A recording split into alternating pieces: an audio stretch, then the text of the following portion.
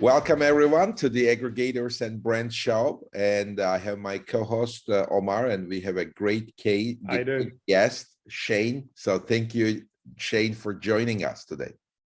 Thanks for having me. And it looks like we are all in different places, almost like 3 different continents right now. So, and Shane, I know you are in Andorra, so that's also very exciting to hear that. I don't know how many of our audiences know about that, but how is life in Andorra today? Andorra is always very quiet. I mean, there's only 70,000 people that live here. So, I mean, most US cities are bigger than this entire country. So it's, actually yesterday I was downtown in the capital, Andorra la Vella, and like 2 tractors passed on the street. It's like, what capital city has tractors rolling through it, right? Anyways, so it's a pretty small place. But so it's amazing for the people who doesn't know where it is. Where is Andorra? It's a tiny little country in the Pyrenees Mountains in between France and Spain. There's no airport. There's no trains. There's just 2 roads. The road going to France, the road going to Spain. That's it. So it's pretty quiet. Pretty quiet. So know that. Thanks for all the information. So there is a lot of things going on in the aggregator space, and maybe something that like maybe we can start from there, like to get your opinion. What happened is like a couple of weeks ago, Trust.io came up with the news like layoffs, as well as there is a CEO change. And at the same time, in the last 3 months, we see a slowdown with the acquisitions. And there were like multiple reasons maybe for that. But I mean, it looks like the aggregator space, there is definitely a slowdown, a bit of a turbulence. What's your view about the whole aggregators and the current state of the business with them? Well, I mean, I think that the party had to end sometime. I mean, not that the party's over by any means, but that explosive growth, can't continue forever. Just like Amazon's growth, we saw it in 2014, 15, 16, 17. You knew it was going to peter out at some point where, there's all different sorts of issues can come up which will slow that growth. So I'm not surprised. I'm not surprised at all. It doesn't necessarily mean it's bad. Maybe the acquisitions will slow down. I'm not sure. But I think if you're still, if you're building quality brands with quality products, there's always going to be a good market for that. Unless the economy absolutely implodes, which we all hope doesn't happen. But yeah, it doesn't surprise me that much. Okay. I mean, what scares me a bit at the moment is that when you communicate with some of the aggregators, that suddenly the persons which are, taking care of some of the brands are not there anymore. So that means they really trimming down and making way maybe for new things, or maybe as the larger companies, they do it, the end of the year comes, I mean, next year, and they have to show the board the numbers. So I don't really know what's going on, because they have enough money, they have enough in order to sustain all of this. So what do you think, Hai and Shane? What is going on there? Why suddenly these moves? I mean, is it a help cry, or is it a strategic move for the board? That's a good question. I mean, I tend to think it's more of a strategic move, but maybe for some of them it's not. I mean, we work with a handful of aggregators, and honestly, from sort of the B2B side, we haven't really noticed any difference. I mean, I've read the same headlines as everyone else, but then again, I'm not communicating with a brand. I don't have a brand manager, all that stuff. And yeah, that is kind of, and I know a lot of them, gosh, I mean, the last year and a half, it seemed like they're having constant personnel changes because they couldn't keep up with the growth. They were taking a week to get back to emails, and just because they were overwhelmed. So I'm assuming all that business hasn't gone away, and now they're being pared down. So even less employees. Now we're gonna have to wait 3 weeks for an email to get returned in some cases. I don't know, but I tend to think it's more of a strategic move, because I don't think that there's been any indicators that show that the volumes, the sales have plummeted.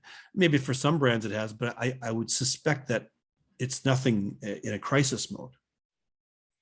I Okay. fully agree with you. I mean, the aggregators are not going anywhere. I mean, they still be Yeah, a sure. They're too fundamental big. part of the Amazon ecosystem. And I think, I mean, what's the percentage that aggregators today are running on Amazon? Probably less than 1% still. Like, I mean, it's not too much. And it can easily be 2%, 3%, 5%. I mean, it can easily be much bigger than today. So I think the aggregators will even continue to grow in terms of revenues and in terms of acquisitions that will grow too. The problem that I'm seeing is the margins. Like, but in the last 2 weeks, I had 5 aggregators connected their stores to Eva, even because Eva is one of the things Eva does is dynamic pricing, which normally helps maximizing the profits rather than having a static price. And it just happened in the last 2 weeks. Like, and I asked them, like, because I was chasing like 3 of them for a year, or my team, and there was no response, and it's always low priority. Who cares about that? And right now I'm like, dynamic pricing, we need to do this. And I'm like, why? And then, well, because like they want to look at the margins, they need to improve the margins.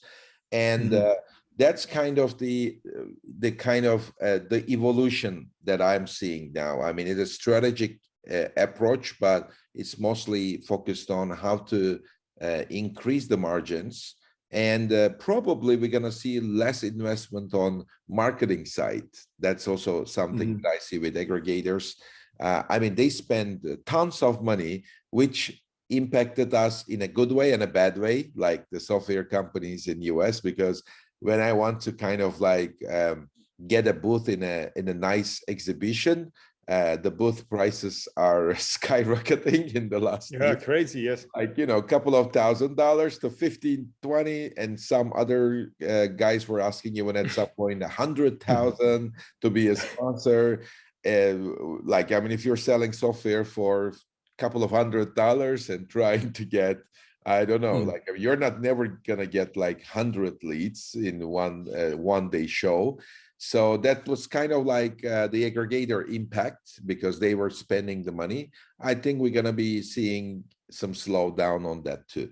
But it's all kind of, you know, I think good for the I mean, this type of focusing on margin is good for the sustainability that will make the aggregators stronger. And as they are stronger, they will acquire more brands, which means for the brands, it's still the same thing, right? It's still about scaling and focusing on exit and growing the brand. It's still the same story. And, you know, I really agree with that. And I was going to say something earlier, but you really hit on it there. I think that, you know, because, okay, they're seeing a slowdown. So they're making this decision, okay, before it comes and kicks us in the butt, let's trim the fat. Let's trim the fat right now. And it's going to make them stronger and better. You know, from a brand perspective, though, it seemed like, you know, for a while there, and maybe this is a little bit of a generalization, but, you know, anyone with any brand could have a captive audience to potentially purchase that brand, even if it wasn't really the best brand.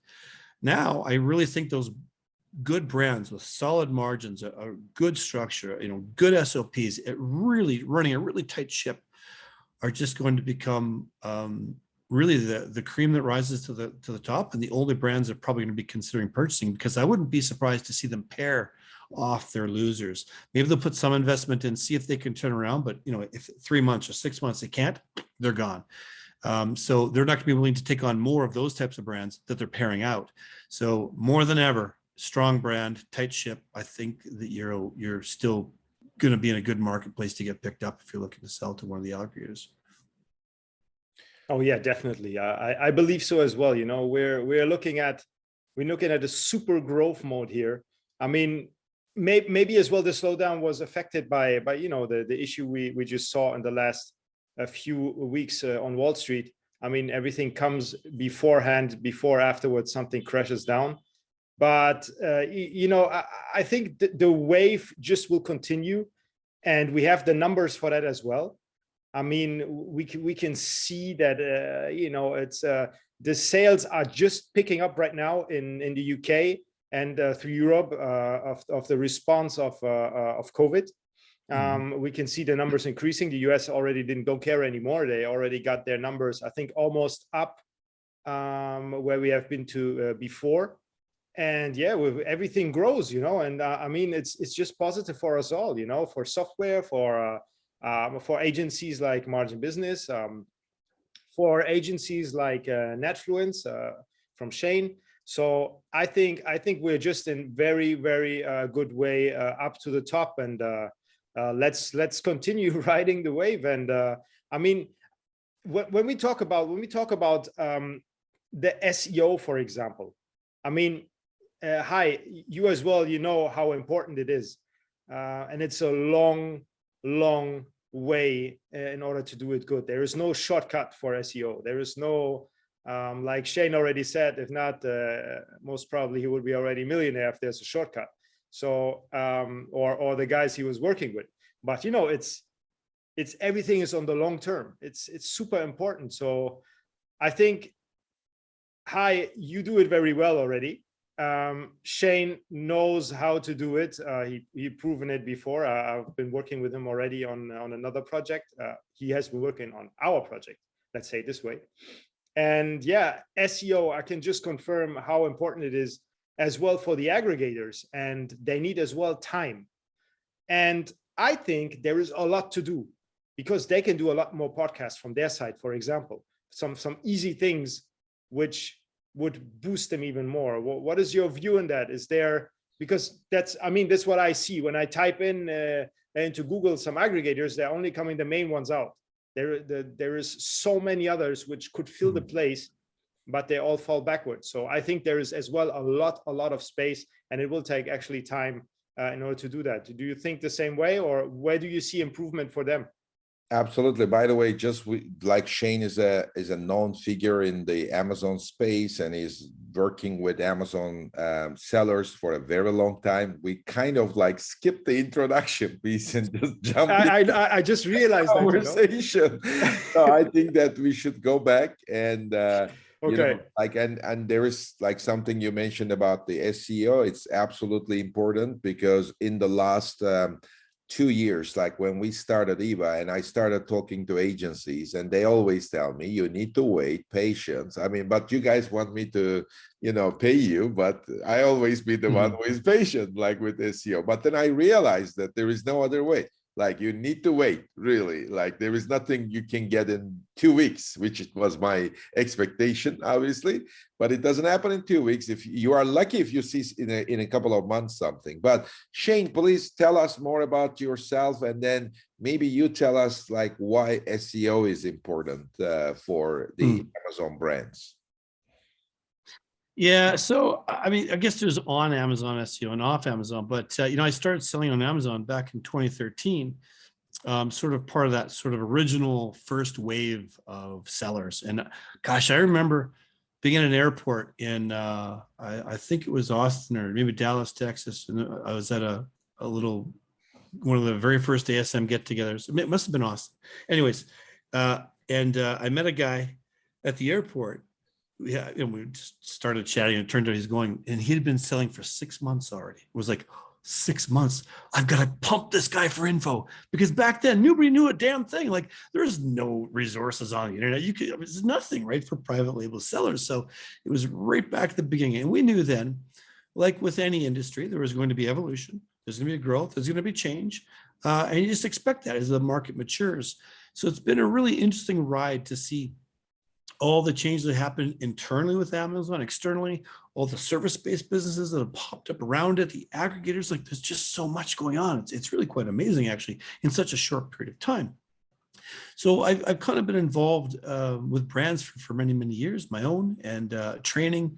I worked for the guys at Amazing.com, and I created content for them for quite a while. And then I got it more into the content marketing, SEO side of things, helping brands diversify off of Amazon and create that presence off of Amazon. Yes, we were still doing Amazon ranking things and stuff like that for some time.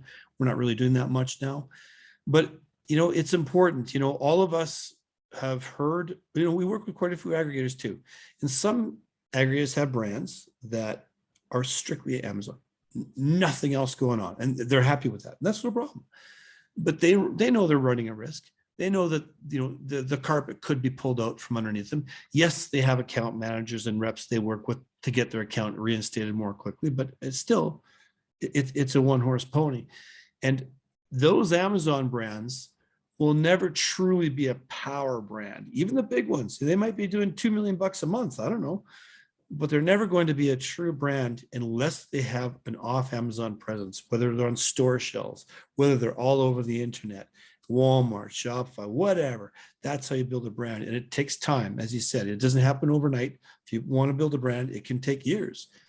And the best way to do that, I know, is content marketing fused with SEO.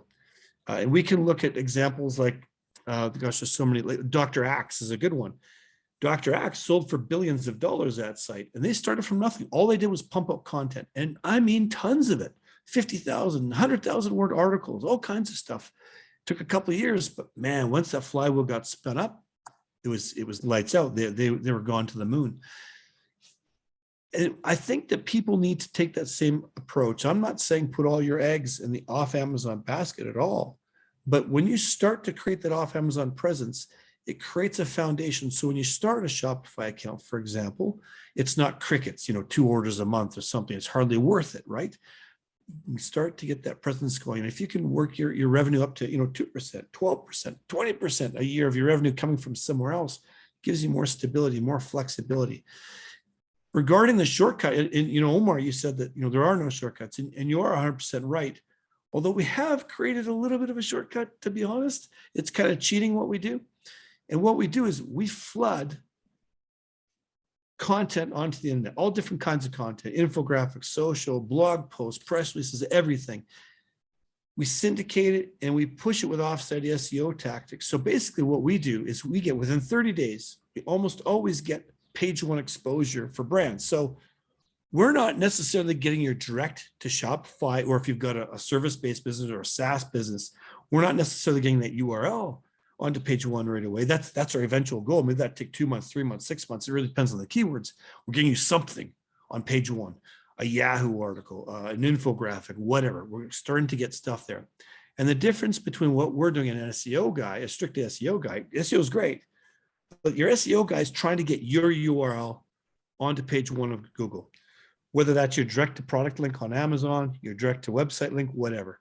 We're trying to get that too. But in the meantime, we're trying to get a whole bunch of other stuff there. So in 6 months or 2 years down the road, if I go into Google and I type in, best Amazon aggregator or best, pool rake, if that's my product or whatever I'm selling, I want that search result to come up with all kinds of stuff on page 1, direct to product links, blog articles, images, infographics, you name it. That's what we do, is we just try and flood that in order to build that brand authority. I know it sounds like a pitch, but this is basically how we sort of turn the tables on the SEO side. It's not just strict SEO and you wait and you wait and you wait. You can actually see the effect of that going. Now, what we're doing too isn't going to change your business in 30 days. So we get some articles on Amazon or on page 1 of Google. Well, great.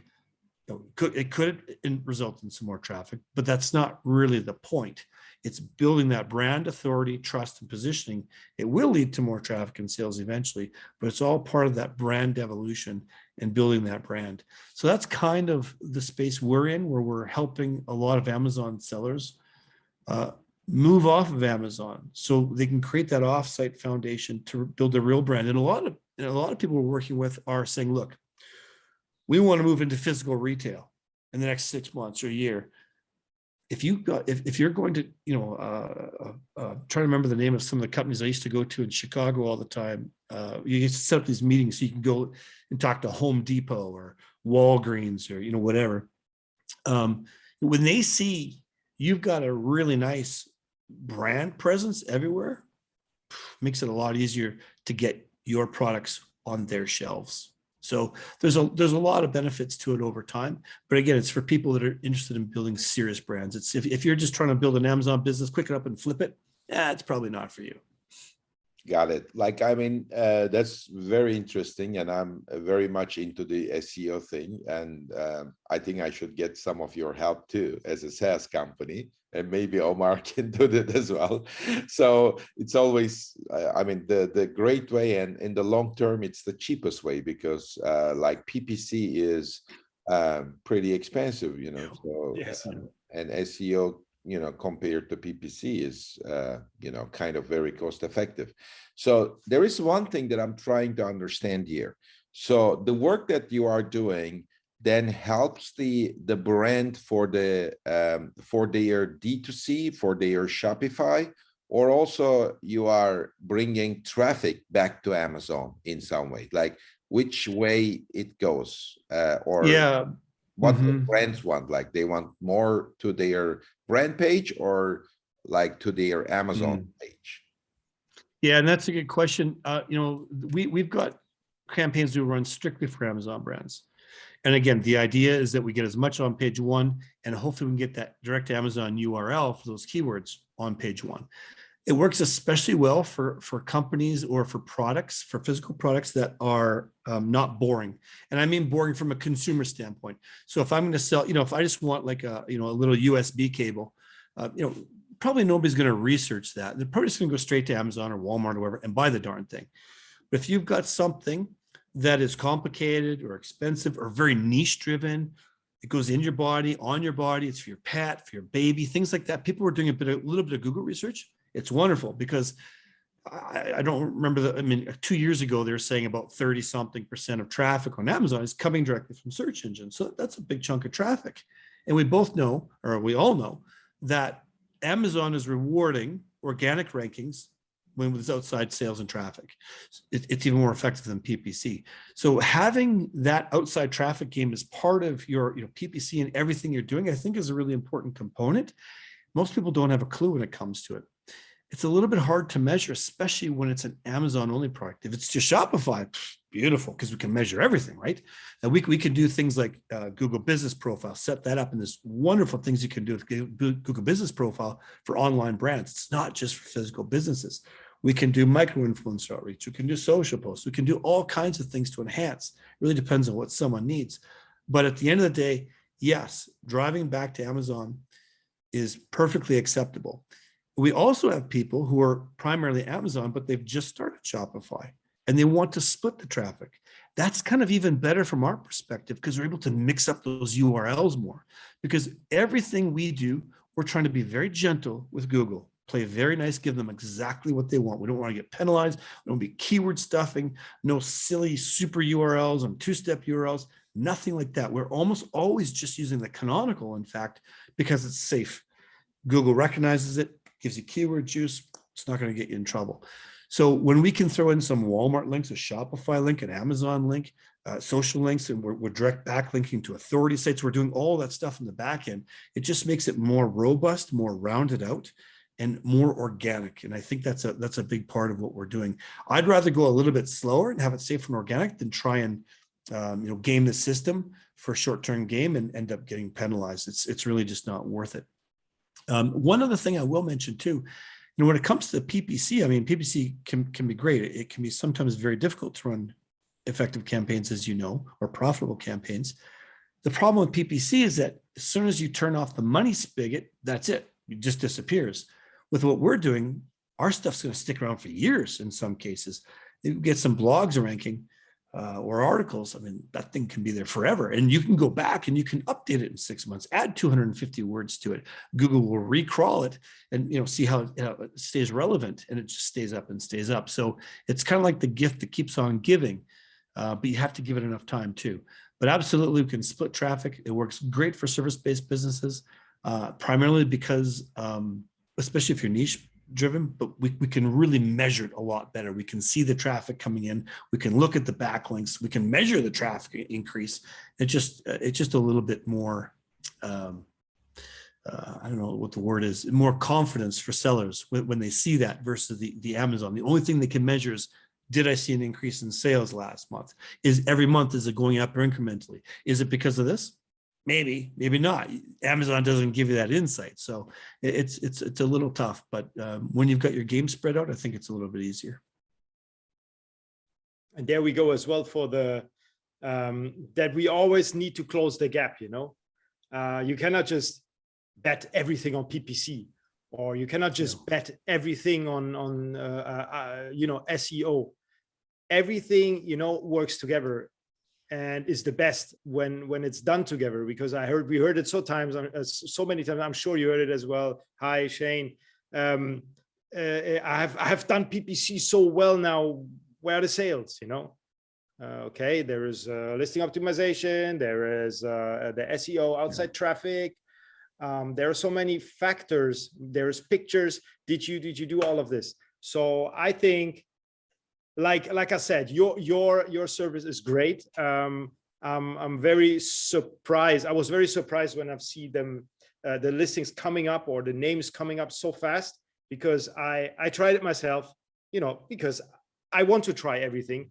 But at the end, I'm saying, okay, whatever. I give it to a company which is doing it better than me, because I spent maybe 20 hours just to see like a little keyword somewhere coming up, but no impact with that. But or you crawl yourself through SEMrush, which I until today didn't 100% understand. And so I just say, we have, everything has to work together, and there is professionals in every of these single steps, and we should not do everything on our own. So just my quick throw in on that. I agree. By the way, if you're back to the aggregators, one of the trends that we see in the last year is the aggregators started to ask also us, like, we want to look at the brands with at least 20% off Amazon presence. Like, they also not interested, like only 100% Amazon businesses, because the other side, that 20%, is where they see the opportunity of growth as well. Like, maybe the brand already did, let's say, $1 million a month on Amazon, but maybe only doing 50K on the web store. And that's the opportunity to grow. And to grow it, like, there has to be investments on both SEO and PPC on Google primarily, and also the other social media channels. And that's what the aggregators are looking at as well. So one of the main things that they look at when they are acquiring brands. So I really like that from that perspective as well. I think if you bring traffic back to Amazon from SEO, don't you think, like, are you guys also measuring it in a way, like with attribution or anything, or not yet? Well, we try to, but the problem is we can't always use the attribution link. In cases where we can't use it, great, we will. But it's just not, we would rather play nice with Google than to try and track with attribution links. But where we can, we will use it. The one thing I will say too is a lot of times, I mean, SEO on its own will only go so far. Really, the money is to be made with content marketing. If you're producing helpful, educational content, non-spammy, SEO optimized, it will rank. It will rank eventually because you're giving Google what it wants. For most people, though, it just takes bloody forever. And that's where we've kind of, we're taking the two sides, we're fusing them together. Now, the benefit for us is that because we're doing it at the same time, those two sides are talking. Typically, someone will go hire an SEO company, and maybe they'll hire some content writers or a writer, and they'll do their thing. But unless those two sides are talking to each other, and then if you want to throw in Google Business Profile, and if that's a conversation for another day, that's a whole new element, because every single thing you're doing, you can get indexed immediately within seconds. It's really quite amazing. And a lot of people get burnt out. They do it for 6 months. They just don't see a lot of traction, and nobody's really seeing their blogs. And I know it's a very frustrating experience. And I know that it can be hard. Like, a lot of people are, maybe they're not great writers. Maybe English isn't their first language, whatever. Maybe they don't know how to SEO optimize. That's fine. It can cost a lot of money to get really good content made. And you're only going to do that for a certain amount of time before you throw up your hands and say, oh my gosh, like, is the juice really worth the squeeze in this case? And I get that burnout. So we're trying to help people, sort of bridge that gap so they can get that content out, get it syndicated, get it in front of people, and start to see some traction right away. And if you're doing this on your own, I guess that would be my advice to you is, and there's two schools of thought. Guys, think about a guy like Neil Patel, knows what he's doing. He's a super SEO guy, right? He says, look, if you're going to do a blog, do the best blog on the internet or one of the best blogs on the internet. Otherwise, don't even bother doing it. And I agree. If you're doing like one blog a month or occasionally, sure, you can get a really great writer, pay through the nose, get a great blog done, and hopefully, over time you get some traction. Hopefully, some techniques to throw some traffic at it. Wonderful. On the other side of that coin, though, there's quantity versus quality. Now, we do things at scale. Do we sacrifice some level of quality? Yep, but they can't be garbage. You can't go out there and get an AI to just spin articles. You can't get some guy off Fiverr, and no offense to guys on Fiverr, but if you're getting your articles done for $5-10, they're not going to do anything for you. Okay, don't even waste your time and money. They have to be readable. They have to be well optimized. They have to be good. Some people are doing like 100, 200 blogs a month. They're just flooding the internet with decent stuff. It's not garbage. It's decent. And that is ranking because you're getting some of it sticking. Google sees you're putting out this content. It's not spam. It's not keyword stuffed. It's still good content, and you will start to rank for those. Now, most people don't have the capacity. Sure, aggregators can do that. They can do, hey, let's do 50 a month, let's do 100 a month. Your average smaller brand's not going to do that. We start at 10 a month. We're putting out 10 articles a month. That's a lot for some people.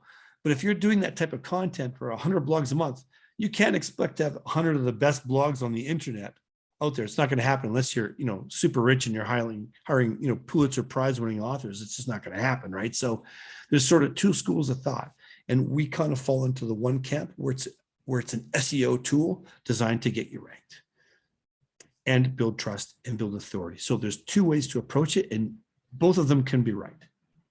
Really depends on what you want to go for.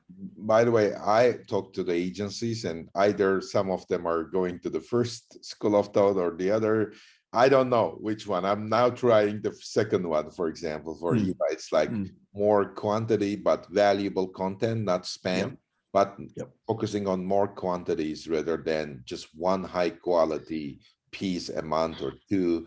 I kind of think that it makes more sense to have 10, 15, a little bit less quality, but still makes sense. So, and that's working right now. Like that is working. And again, not that one super high quality won't, but unless you're pushing it, it could still take a year before it gets any if it gets any traction at all.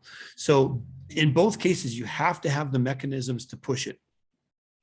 Unless you're like a super influencer or something, you've got a big, sure, that's fine. That will probably spin off quickly. But most of us don't have 1 million Instagram followers or something like that to really jumpstart and kickstart it. So maybe that's the next goal, that should be.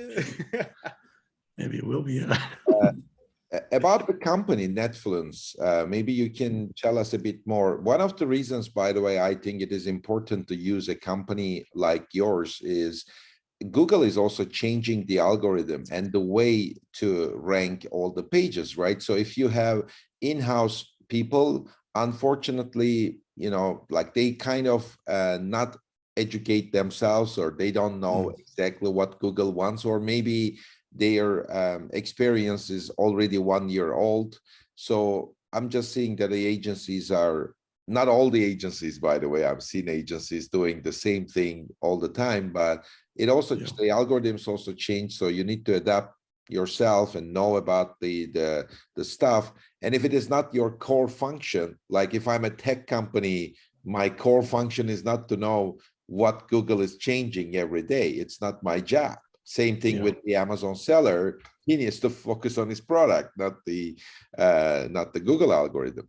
So what is your view on that? And also about the company, if you can tell us more. Sure. And you're right about the Google updates. I mean, they can be devastating. I know guys who were really big like at affiliate marketing, for example, and they had built out hundreds and hundreds of these affiliate sites, like overnight, practically down, 5% of the revenue they were making the day before. It's really devastating. And not that they were doing anything necessarily black hat or gray hat. They're just kind of doing their thing. They found things that worked. using certain URLs, and all of a sudden overnight that didn't work.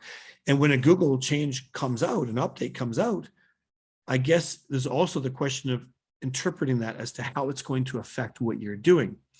So yes, you do need to stay on that. And I think that the best policy, because we've all been burned by them at some point in the past. I mean, over all these years, the best policy is just to keep it clean, not keyword stuff, no weird URLs, not hyperlinking weird text or unrelated text to the, Google sees the link and they see the text, hyperlink doesn't make sense. Don't do it, just keep it quite simple, and just keep pumping it out, but promoting it. And I think you're generally going to stay safe. Yes, you might have little dips when algorithm changes, or sometimes you'll see a nice rise when algorithm changes. It works both ways. That's a double-sided sword. But Netfluence is a new company, and it came spawned out of other things I've been doing with my partner Norm Farrar. We've been doing this for years, in different forms. But what we did is we took what we were doing in the past and we added, well, really the biggest change is we added a lot more content, just because we saw people absolutely killing it in that space. We always knew content market was important, but how much? How much diversity? Should there be should it just be all blog articles? Should it be, videos, podcasts, slideshows? Should be, we've created everything for everyone at some point to see what's really sticking and what's not. And it's still important, in my opinion, to have a wide variety of content, not just putting out social posts, not just putting out blog posts, a little bit of everything, but a little bit heavier on the info side, especially, and you can only really do this effectively with blog posts. It's where you're providing that educational, here's the 5 things you need to know if you want to X, like those types of things where people are going to go, they're going to read, they're going to find it useful. Google recognizes it as useful content. That's where we want to stick with. So that's sort of the story and my thoughts on going forward and keeping yourself safe. I mean, if you're doing it on your own, just don't try to cut the corners. Don't and you know what? I think you're right too. There's still companies out there doing stuff that was literally working in 2010. That's still their philosophy. It's like, oh my gosh, guys, how do you get any clients? And I think that almost everyone, what we're doing isn't strictly SEO. I don't call ourselves an SEO company. I call ourselves more of a content marketing company. But I don't know anyone, and myself included, who hasn't had a horrible experience with SEO. Always the same thing happens. You pay. 2, 3, 4, 5, 6 months go by. You're not really seeing much difference. And you question, well, was it worth it? Just like people who did content marketing, who just kind of, without a keyword plan, without have done the research, they're just willy-nilly doing articles all over the place about whatever, or videos, no cohesive strategy, wondering why they're not getting any traction after 6 months. Well, that's why. So if you are doing it yourself, keep it simple, have a strategy, have done your research, know the keywords you want to focus on, and just hammer on those until you start to see results.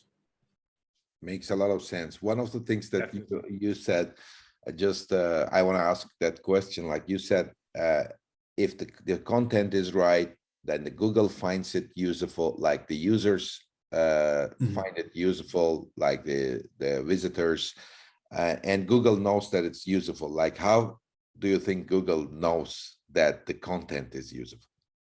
Well, that's Google's secret. Their algorithm just recognizes. That's what they've been training it to do for all those years. Same as Amazon, Their bots just recognize. And I guess they're measuring their engagement and then time on page and all those things. So all we can do is continue to experiment and to put out content and just see what sticks, what gets more favorable, what ranks faster, and just keep doing more of that. Absolutely. Yeah.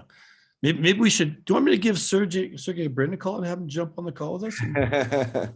Well, I think he's not anymore interested in Google. Maybe not. Yeah. About the cloud now.